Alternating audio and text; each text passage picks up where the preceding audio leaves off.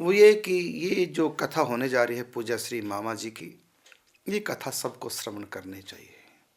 इसमें बहुत कुछ सीखने को मिलेगा। जैसे श्री रुक्मिणी बाई जी की कथा में आपने सीखा बहुत कुछ और सबके ऊपर बहुत असर हुआ। ये कथा भी बहुत से प्रश्नों का उत्तर लेकर के हमारे बीच आ रही है। 7 दिन तक पूज्य श्री मामा जी की कथा ही चलेगी। और मैं कहना चाहूँगा कि जो भी मामा जी से संबंधित हैं, उनके कृपा पात्र हैं, वो भी एक दूसरे को फ़ोन के द्वारा किसी प्रकार से सूचना दें। इस कथा को मेरा मन है कि सब सुने तो बहुत अच्छा रहेगा। और टीवी के माध्यम से तो सब जगह कथा पहुंचेगी, लेकिन और जो कार्यक्रम हो रहे हैं हमारे यहाँ इस समय 20 से 26 नवंबर तक, अभी 4 दिन के बाद प्रारंभ हो जाएंगे सब कार्यक्रम। तो भाई आना न भूलें, बहुत अच्छा एक कार्यक्रम हो रहा है आप सब भक्तों के लिए। इसमें बहुत कृपा बरसेगी सब भक्तों पर। ठाकुर जी आ रहे हैं अपनी सखियों को लेकर के। निकुंज महल सरकार स्थापना हो रही है। ये एक बाद में इतिहास बन के रह जाएगा। आप इसको फिर कभी देखने का अवसर नहीं मिलेगा, सुनेंगे तो बहुत बार। इन शिव विग्रहों की जो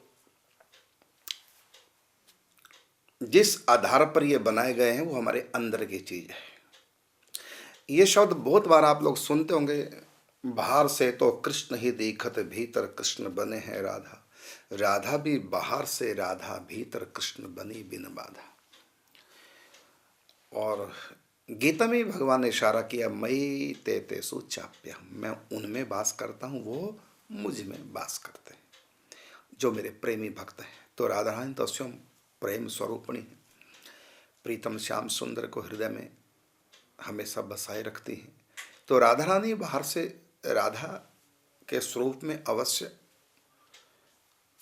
दर्शन होते हैं, लेकिन भीतर यदि कोई राधा रानी के झांके तो भीतर केवल कृष्ण है।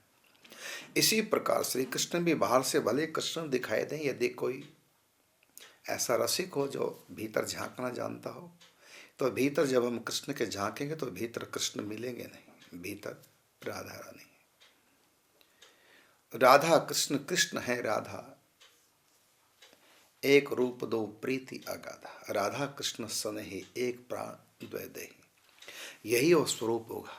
और हमारे ब्रज में जहाँ भी मंदिर है सब जगह ठाकुर जी खड़े हैं, चाहे वो बांके बिहारी जी हैं, राधा रमन जी हैं, राधा बल्लभ जी हैं, बरसाने में भी हैं, नंदगांव में भी है, सब जगह ठाकुर जी खड़े मिलते हैं।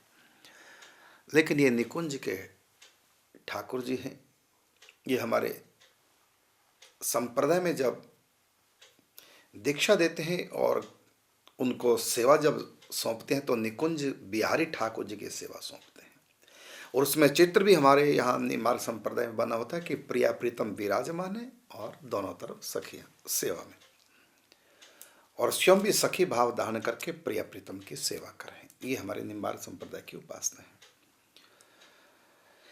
उन्हीं भावों से भावित होकर के, प्रभु की कृपा का आश्रय लेकर के, प्रभु प्रेरित होकर के, तो यहाँ पर ठाकुर जी श्री जी जो विराजमान होंगे वो खड़े नहीं होंगे, वो बैठे होंगे। विशेषता बता रहा हूँ जो प्रिया प्रीतम की यहाँ पर है। एक तो ठाकुर जी बैठे होंगे, खड़े नहीं होंगे, पहली विशेषता। दूसरी विशेषता है, जहां भी देखो मंदिरों में ठाकुर जी बिल्कुल स्ट्रेट सामने देख रहे होते हैं, लेकिन यहाँ पर ऐसा नहीं। यहाँ पर थोड़े से झुके हुए ठाकुर जी श्री जी की तरफ, श्री जी भी हल्की सी ठाकुर जी की तरफ झुकी। ये यहाँ का स्वरूप है। 2 विशेषताएं। और तीसरी विशेषता ये है श्री विग्रहों की, कि श्री जी के अंतःकरण में यदि पल्ला हटा के देखेंगे तो ठाकुर जी भीतर विराजमान, और ठाकुर जी के हृदय से भी जब पीताम्बर हटा के देखेंगे तो यहाँ पर राधा रानी होंगी। ये दूसरी विशेषता है। तीसरी विशेषता और चौथी विशेषता है वो ये कि ठाकुर जी के चरणों के जो तलवे हैं वहाँ समस्त चिन्ह आपको दर्शन होंगे। तो ठाकुर जी के चरण यद्यपि, क्योंकि बैठे मुद्रा में ना, तो जब बैठते हैं तो उस समय तो पाँव ऊपर होंगे, चरण पीठ के ऊपर होंगे। खड़े हैं तब तो नीचे ही है, बाकी चरण पीठ होती है। और चरण पीठ को हटा लो तो ठाकुर जी के चरण ऊपर की तरफ कोई 6-7 इंच ऊपर की तरफ होंगे। तो चरणों के तलवों में जो चिन्ह हैं उनके दर्शन, एक ग्रंथ है स्पेशल। एक संत ने लिखा, बड़े विरक्त संत, वस्त्र तक नहीं पहनते, लंगोट तक नहीं लगाते, नंग दंग रहते। तो उन्होंने एक ग्रंथ लिखा बहुत बड़ा, उस ग्रंथ का नाम है राधा रानी के चरण तलवा।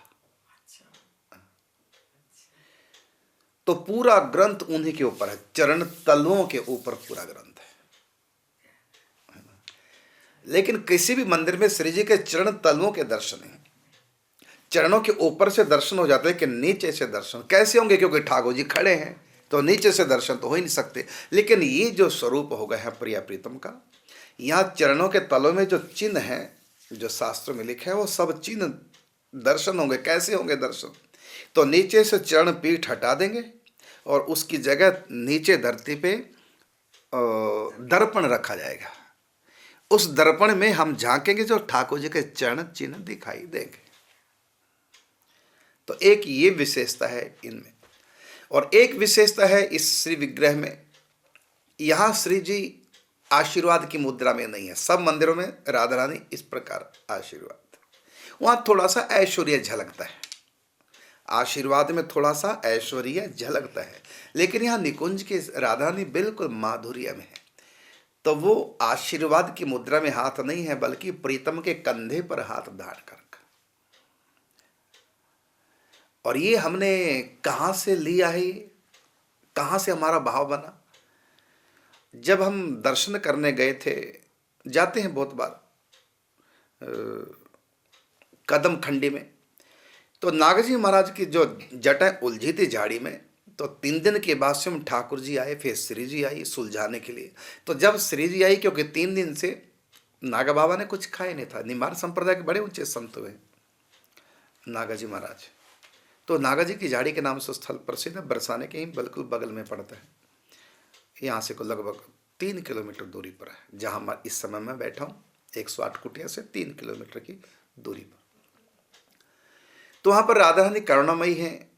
तो ठाकुर जी तो आ गए, प्रकट हो गए जटाएं सुलझाने के लिए। लेकिन राधा रानी जब प्रकट होती हैं बाद में, राधा रानी जब वहाँ प्रकट होती हैं, तो वो खाली हाथ नहीं आती, थाली हाथ में लेकर। हाथ ऐसे है वहाँ पर। तो सब जगह मंदिरों में हाथ ऐसे होते हैं श्री जी के, ये ऐसे नीचे, लेकिन वहां पर श्री जी के हाथ में थाली, हाथ ऊपर की तरफ थाली है ना, और दूसरा हाथ ठाकुर जी के कंधे पे रखा हुआ है। तो ठाकुर जी से भी प्रेम भी प्रकट कर रही हैं, प्रेम का भी रसास्वादन कर करा रही हैं, और नागाजी महाराज के लिए हाथ में ऐसे सीधा हाथ और थाली। तो वो रूप की एक अनुभूति मैं आज पहली बार बता रहा हूँ। कुछ वहाँ पर ठाकुर जी की कृपा हुई थी, तो वो दृश्य मेरे मन में ऐसा बस चुका है कि एक हाथ ऐसे श्री जी का और एक हाथ ठाकुर जी पे के कंधे पर। वो जो स्वरूप है वो चित्त से आज तक निकला नहीं, उसी को मैंने श्री जी का स्वरूप दिए है। बल्कि फोटो खींचकर अपनी श्री जी को उसमें ऐसे हाथ करके ठाकुर जी पे एक बालक को बैठाया, उसके ऊपर कंधे पे हाथ रखा और ऐसे हाथ रखी, वही मुद्रा बनाई मैंने जो दिल में बसी है, और फिर फोटो खिंचवाई अपनी, फिर मूर्तिकार के पास भेजी कि इस मुद्रा में श्री जी को वो देना है। तो उसमें श्री जी का हाथ सीधा है। सब मंदिरों में हाथ ऐसे होता है आशीर्वाद मुद्रा में, दूसरा हाथ नीचे की तरफ, दोनों हथेलियां नीचे होती, लेकिन यहाँ पर दोनों हथेलियां नीचे नहीं है। मन ना तो आशीर्वाद, बल्कि ठाकुर जी के कंधे पर हाथ रखा है, और हाथ ये इस प्रकार है जिसमें कमल का फूल लेती हैं, तो इसके ऊपर थाली भी रख सकते हैं। तो वो मेरे अपने अंदर की झांकी है, ये करुणा झलकती है। देखो ठाकुर जी तो करुणामय है ही, उनसे भी ज़्यादा ठाकुर जी के पास करुणा भी श्री जी से आती है। तो श्री जी ऐसी करुणामयी कि भोजन की थाली लेकर के बाबा के सामने प्रकट हुई कि 3 दिन से कुछ खाया नहीं। कितना ध्यान रखते हैं, कितनी करुणा उमड़ती है। तो ठाकुर जी जटाएं उलझा रहे हैं, सुलझा रहे हैं उनकी, और श्री जी अपने हाथों से भोजन करा रहे हैं। ये ममता में करुणा में श्री जी का स्वरूप है। तो जो चित्त में जो भूले नहीं भूलती झांकी, उस झांकी को यहाँ पर उतारा गया है।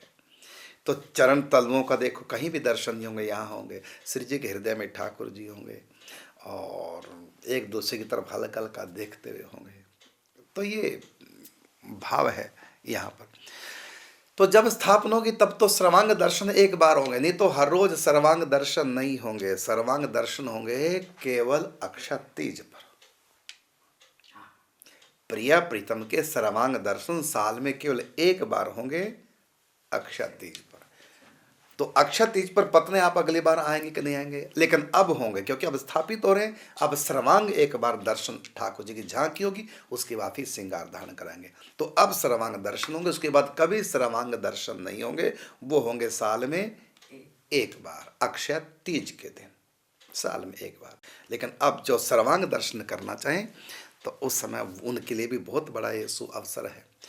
फिर यहाँ पर और रासलीला, प्रतिदिन रासलीला होगी, पूज्य मामा जी की कथा प्रतिदिन होगी, संतों का आगमन, उनके दिव्य प्रवचन होंगे, और प्रतिदिन भंडारे होंगे, और वन विहार लीला होगी, होली की लीला होगी, क्या क्या यहाँ पर होने वाला है। और फिर प्रतिदिन सखियाँ, कितनी मनोहारी सखियाँ हैं, ऐसी लगती हैं कि जैसे महावाणी जी में लिखा, एक डार कैसी सब तोरी।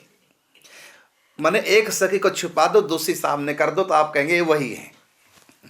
इतना वो एक रामायण उसमें महावाणी जी में लिखते हैं कि एक डार की सी सब तोरी, सब ऐसे माने एक डाल का फल जैसे एक समान होता है। सारी सखियां बिल्कुल राधा रानी की तरह हैं।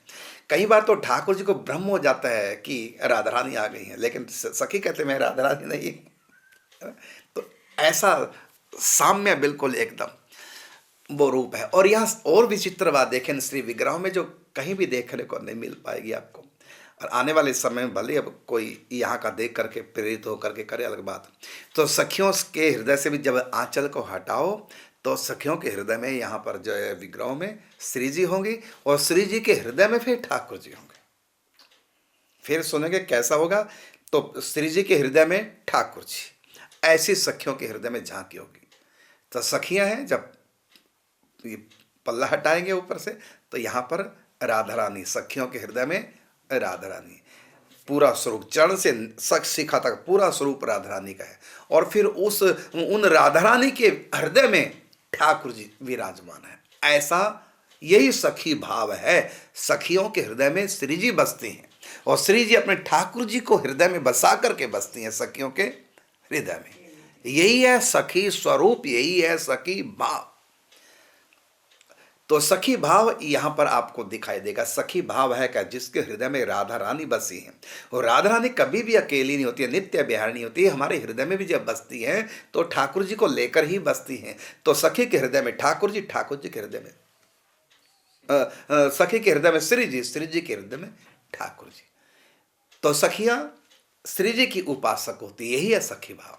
और जहाँ कृष्ण की प्रधानता, फिर वहाँ गोपी भाव हो जाता, वो अलग वस्तु है। लेकिन निकुंज की जो उपासना है, वहाँ पर वो नायिका नहीं बनती कि कृष्ण मुझसे रास करे, ये भाव वहाँ हो नहीं होता। इतना लगाव राधा रानी के साथ है। तो राधा रानी से इतना एकात्म सखियों का हो जाता है कि राधा रानी की प्रत्येक अनुभूति उनकी अपनी अनुभूति हो जाती है। राधा रानी के मन से मन वाली हो जाती है। तो राधा रानी के मन में जो भी बात उठती है, वही सखियों के मन में प्रतिबिंबित हो जाती है। तो तन से न्यारी मन ते एका, वो तन से अवश्य राधा रानी से अलग दिखाई देंगी, लेकिन मन से इतनी एक होती हैं। तो उनके रोम रोम में युगल छवि है। तो कैसी युगल छवि है, तो राधा रानी के हृदय में ठाकुर जी, ऐसे उनके इष्ट हैं। अर्थात उनके इष्ट राधा रमन, मतलब राधा रानी के साथ रमन करने वाले हैं, वो ठाकुर जी, जहाँ राधा रानी की प्रधानता। और यही हमारे निम्बार्क संप्रदाय की उपासना है, जिसमें प्रधानता राधा रानी की है। लेकिन राधा रानी हमारे युगल रूप में है। हमारी राधा रानी सिंगल नहीं है ना, युगल रूप में है। तो प्रधानता हमारे यहाँ राधा रानी की है। लेकिन हमारी किशोरी जी सदा सुहागिन है और नित्य बिहारिणी है, अपने प्रीतम के साथ बिहार करती है हमारी स्वामिनी। तो ऐसा हमारे इष्ट हैं, प्रिया प्रीतम किस रूप में राधा रानी के साथ रमण करते हैं, वो हमारे प्रीतम हैं। और हमारी किशोरी जी कौन है हमारी, तो ये हैं कृष्ण के साथ रास करते हुए विलासनी, रास विलासनी हमारी राधा रानी। यही निम्बार्क संप्रदाय की बड़ी गूढ़तम उपासना है। तो ये स्वरूप यहाँ पर साल में एक बार ही दर्शन होंगे। तो साल बार ये स्वरूप के दर्शन आपको नहीं हो पाएंगे, इसलिए इसमें अवश्य आ पाएंगे। और फिर प्रतिदिन 8 गांव से 8 सखियाँ, हर रोज 2 सखियाँ आएंगी। ये बताने की आवश्यकता नहीं, पहले कई बार बता चुका हूँ मैं। 8 गांव से 8 सखियाँ, प्रतिदिन 2 शोभा यात्रा निकलेगी। और फिर यहाँ वहाँ से रज आएगी, वहाँ से जल आएगा, और यहाँ जो योग पीठ बनाई जाएगी उसमें उनकी स्थापना होंगी, और स्वयं सखी आकर के करेंगे, है ना? सखी स्वरूप से आकर के अपनी स्वयं की स्थापना यहाँ पर करेंगी। जैसे गिरिराज गोवर्धन में अपनी स्थापना ठाकुर जी ने की है, इसी प्रकार यहाँ 8 गांव से सखियाँ आकर के स्वयं प्रतिष्ठित होंगी 108 कुटियों में। तो इसलिए आप आना ना भूलें, क्योंकि आप सोचेंगे हम टीवी पे देख लें, तो टीवी पर ये चीज़ें नहीं मिलेंगी आपको। टीवी पर 2 घंटे का समय होगा, ईश्वर एवं निम्बारक टीवी पर, यूट्यूब चैनल पर भी स्वामी कर्मदास जी इस नाम से भी। तो वहाँ पर केवल मामा जी की कथा होगी, और दिन भर का जो आनंद झांकियाँ ये नहीं हो पाएंगी। तो आप के हाथ केवल पछतावे के सिवा कुछ नहीं लगेगा यदि आप यहाँ नहीं आए। इसलिए मैं बार बार अलर्ट कर रहा हूँ कि बाद में आप परेशान ना हो।